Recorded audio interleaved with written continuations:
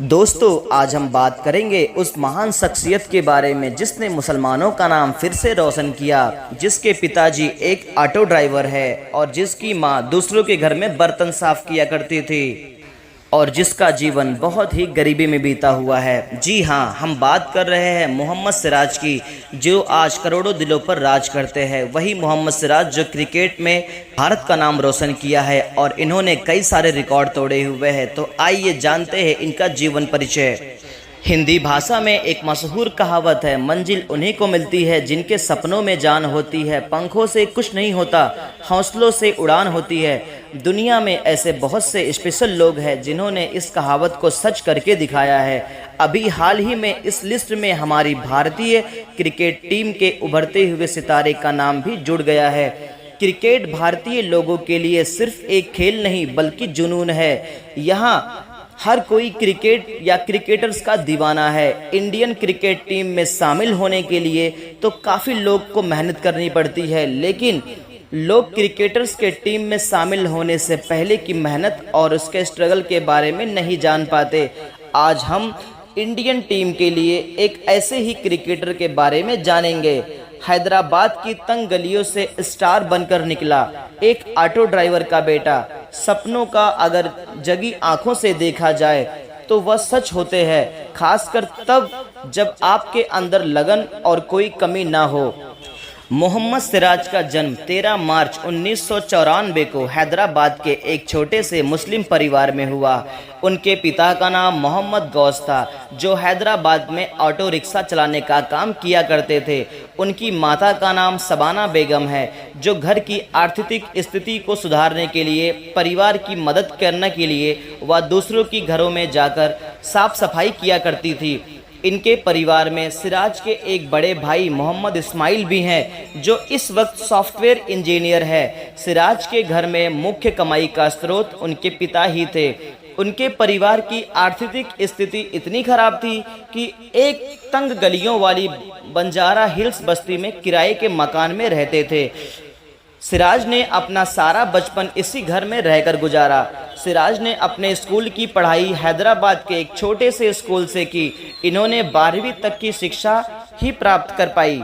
इन्होंने मात्र 7 वर्ष क्रिकेट खेलना शुरू कर दिया था। सिराज की रुचि बचपन से ही क्रिकेट में थी। कई बार तो वह क्रिकेट खेलने के चक्कर में स्कूल भी नहीं जा पाते थे। इसी वजह से कई बार उनके स्कूल से रिजल्ट भी खराब आए। इसी वजह से उन्हें अपने पिता से डांट भी सुननी पड़ती थी।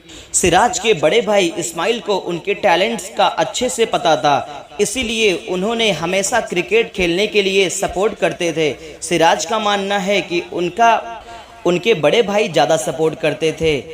उनके भाई को उन पर विश्वास था। यह उनके बड़े भाई का ही सपोर्ट है, जिसके कारण आज वो इंटरनेशनल क्रिकेट खेल रहे हैं। शुरुआती दौर में जब सिराज ने क्रिकेट खेलना शुरू किया, तब वह गेंदबाजी नहीं करते थे बल्कि बल्लेबाजी करना ज़्यादा पसंद करते थे। एक दिन अपने दोस्त के एक साथ क्रिकेट खेल रहे थे, तब उनके दोस्त ने उनको एक सलाह दी कि वो बैटिंग छोड़कर बॉलिंग करे, क्योंकि उनकी बॉलिंग उनकी बैटिंग से ज़्यादा बेहतर थी। अपने दोस्त की यह बात सुनकर सिराज के जहन में बैठ गई। उसी दिन से बैटिंग छोड़कर अपना पूरा फोकस बॉलिंग पर लगाने लगे। सिराज आज भी अपने उस दोस्त का सलाह के लिए उनका शुक्रिया अदा करते हैं, क्योंकि अगर वह सिराज को बॉलिंग करने का सलाह नहीं देते तो आज फिर शायद हम उनकी बात नहीं कर रहे होते। सिराज ने बहुत ज़्यादा गरीबी में अपना जीवन बिताया था। एक समय उनके हालात इतने ज़्यादा ख़राब थे कि उनके पास प्रैक्टिस करने के लिए भी पैसे नहीं थे, क्रिकेट बॉल के लिए भी पैसे नहीं थे। इसलिए वह रबड़ और टेनिस की सस्ती बॉल से ही प्रैक्टिस किया करते थे। आपको जानकर हैरानी होगी कि सिराज कभी भी किसी क्रिकेट एकेडमी में ट्रेनिंग नहीं ले पाए। उनके साथ ही बचपन में भी उन्हें किसी कोच से ट्रेनिंग नहीं मिल पाई। दरअसल उनके पास कभी भी इतने पैसे ही नहीं थे कि वह किसी क्रिकेट एकेडमी में ज्वाइन कर सके। क्रिकेट ऐसा खेल है जिसे अच्छे से कोच ट्रेनिंग लेना पड़ता है और बहुत ही ज़्यादा इम्पोर्टेंट माना जाता है। ख़ास तौर से जब आप क्रिकेट खेलना सीख रहे हो, तब तो कोचिंग लेने का महत्व और भी बढ़ जाता है। लेकिन सिराज ने यह साबित करके दिखाया, अगर इंसान के अंदर जुनून हो तो वह किसी भी क्रिकेट एकेडमी से कोच लिए बिना भी वो अपना कामयाबी पा सकते हैं और खुद से मेहनत करके हाई लेवल क्रिकेट सीख सकता है। दरअसल सिराज अपने परिवार की आर्थिक स्थिति सुधारने के लिए दिन रात मेहनत किया करते थे। वो चाहते थे कि जल्द से जल्द उन्हें कामयाबी मिल जाए ताकि वह अब उस उम्र में उनके पिता की मदद कर सके और उन्हें आराम दे सके। दरअसल सिराज सिर्फ एक मौके की तलाश में थे। वह मौका उन्हें 2015 में मिल गया। सिराज के एक फ्रेंड ने हैदराबाद के चार मीनार क्लब को ज्वाइन करने का न्योता दिया। सिराज ने भी इस ऑफर को एक्सेप्ट करके उस क्लब को तुरंत ही ज्वाइन कर लिया। इस क्लब के लिए खेलते हुए उन्होंने अपनी परफॉर्मेंस से सभी का दिल जीत लिया और सभी को इम्प्रेस कर दिया। उनकी परफॉर्मेंस की वजह से ही उनका नाम स्टेट अंडर 23 के अंदर संभावित खिलाड़ियों में से आने लगे।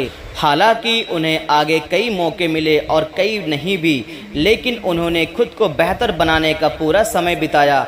आखिरकार उनकी यह मेहनत 15 नवंबर 2015 के दिन रंग लाई, जब उन्होंने हैदराबाद के लिए अपने कैरियर का पहला रणजी मैच खेला। हालांकि उनका यह पहला मैच उनके लिए कोई खास नहीं रहा, जिसके चलते वह इस सेशन का रणजी का कोई एक और मैच नहीं खेल पाए।